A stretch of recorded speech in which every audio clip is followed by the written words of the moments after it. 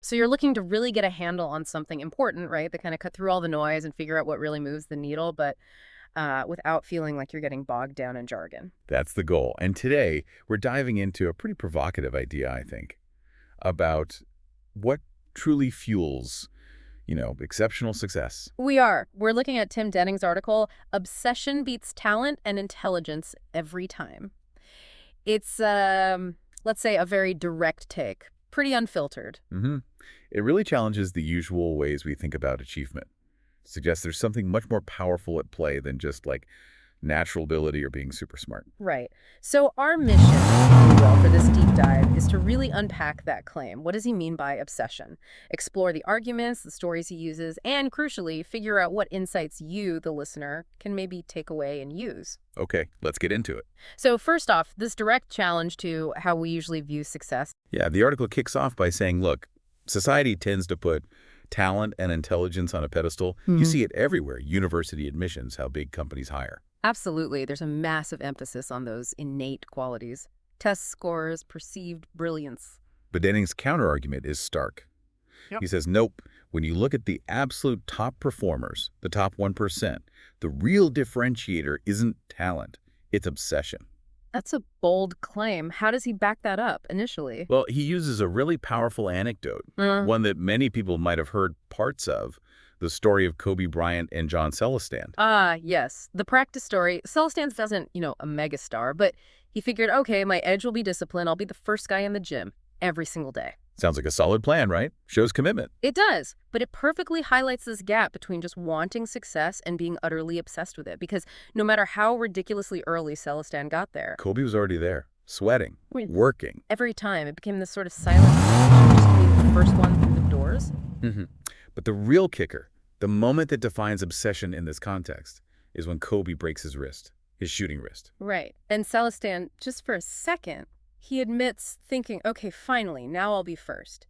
You can almost understand that human reaction. Totally. But then he walks into the gym, early. And he hears it. Dribble, dribble, dribble. It's Kobe, with a cast on his arm, practicing drills with his non-dominant hand. That image, it just says everything, doesn't it? It wasn't just practice. It was this relentless, all-consuming need to keep going to improve, no matter the obstacle. Exactly. That's the level of single-minded focus the article's pointing to. Mhm. It goes way beyond just trying hard. It's an unwillingness to be stopped. And this intense example really sets the stage for the author's, let's say, very strong views on talent and intelligence themselves. Yeah, he doesn't pull any punches. He calls reliance on talent and intelligence two of the most dangerous lies in existence, which is quite a statement. It really is. What's the danger, according to him? How can talent be a lie? His argument is that leaning too heavily on what you think are your natural gifts can actually hold you back. It can breed complacency, maybe. And he uses that Thomas Sowell quote. Oh, yeah, the one about the most dangerous people in the world are intelligent people who are unsuccessful. That one definitely gives you pause. It does. And Denning connects this idea to, well, people who are intelligent but haven't reached their goals, perhaps then trying to undermine others who are pursuing ambitions.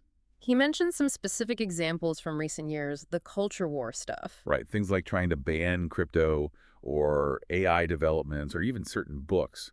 Now, obviously, these are complex issues with many viewpoints. And just to be crystal clear, we're relaying the author's perspective and the connections he makes here. The core idea he's presenting is that frustrated intelligence might lash out and try to block progress elsewhere. Exactly. It's presented as a potential negative consequence of intelligence without achievement. And this whole line of reasoning sharpens the contrast he wants to draw. Between obsession and just having talent? Yeah. The article paints talent and intelligence, when they're not paired with drive, as potentially leading to a kind of laziness or even entitlement.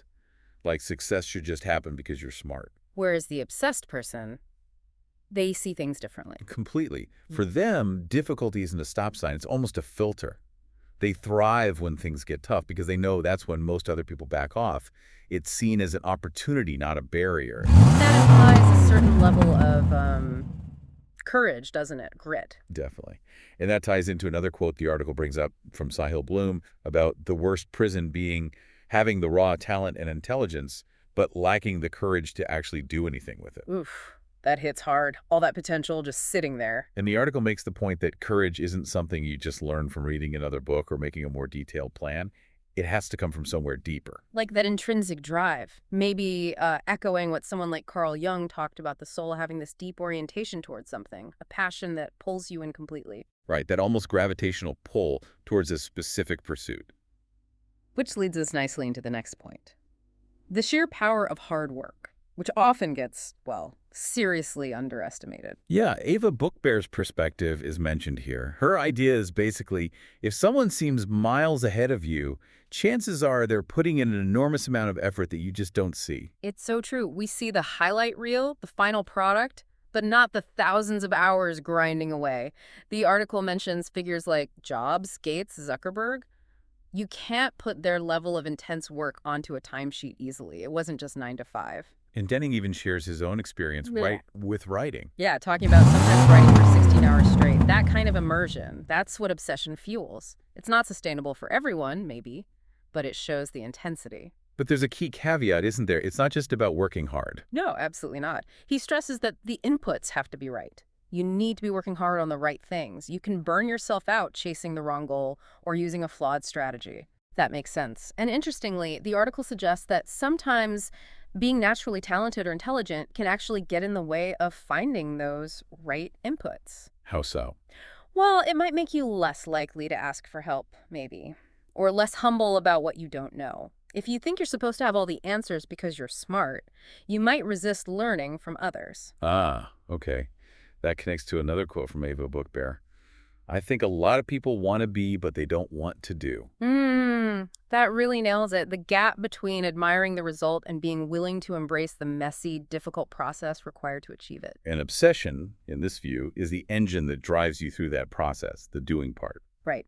And Ava adds another layer here, talking about creativity. Yeah, this was interesting. Her point is that while smart, talented, hardworking people can force a lot of things to happen through sheer effort, real creative breakthroughs often require something more. They need genuine love, that deep obsession with the problem or the field. So obsession creates the right mental space for creativity. Kind of. It fosters that environment where you're so immersed, so focused, that innovative solutions to roadblocks can actually emerge. You're not just hitting the wall repeatedly. Like the metaphor used instead of trying to smash through the boulder in your path. My obsessed creative mind finds a way to drive around it.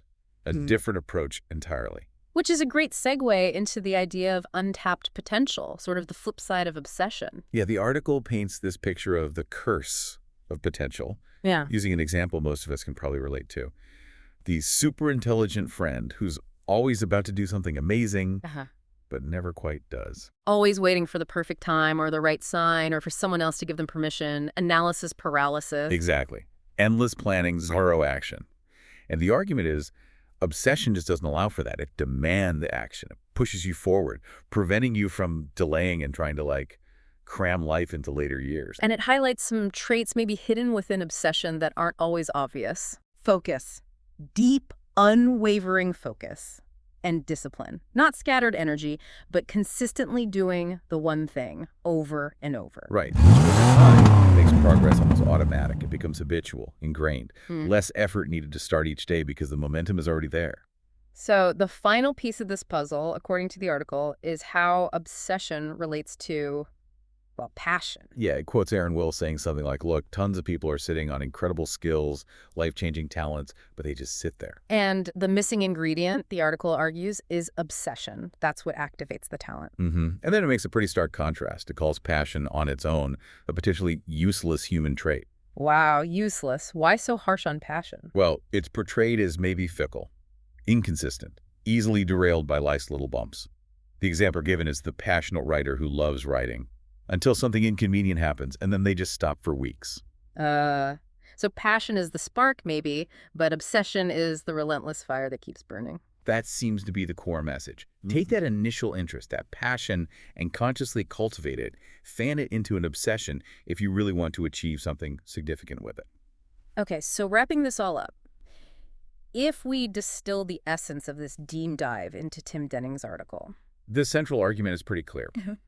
Obsession, defined by that relentless drive, that courage in the face of difficulty, and sheer grit, is ultimately presented as a much more potent force for top-tier success than just having talent or being highly intelligent. And the really hopeful part, I think the key takeaway for you listening, is that while talent might feel innate, obsession is framed as something you can actually cultivate. It's potentially that unfair advantage you can develop yourself.